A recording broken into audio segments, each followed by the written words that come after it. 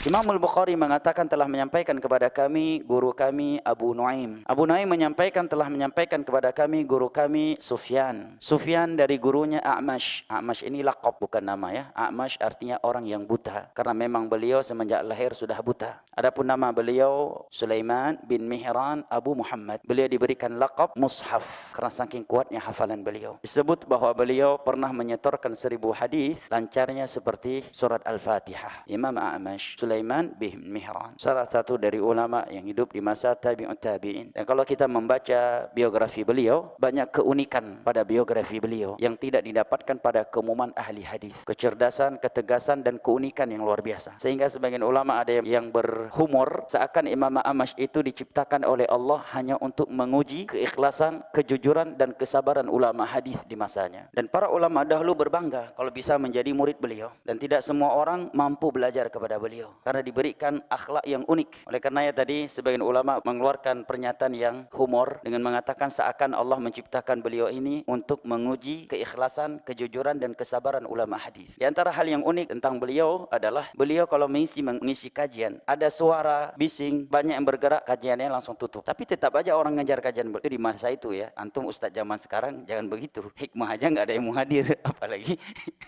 beliau di masa itu ratusan ribu ulama hadis masih hidup, dan beliau punya kebiasaan meludah ke arah kiri. Kan ada larangan meludah ke arah kanan ya. Kalau seandainya kita meludah ke arah kiri di dalam kajiannya, dan bisa jadi kajiannya saat itu bukan di dalam masjid, mungkin di bawah pohon kurma ataukah suatu tempat yang di luar masjid. Suatu ketika disebutkan ada murid baru datang duduk di sebelah kiri karena dia belum tahu Imam A'mash kalau meludah ke arah kiri. Zaman dulu kan bisa bukan di masjid kajiannya, bisa jadi di dalam kebun kurma atau di tempat yang terbuka di padang pasir. Maka begitu kajian mulai, beliau meludah kenalah orang baru ini. Maka ulama di dalam majelis semua ngasih, jangan bergerak.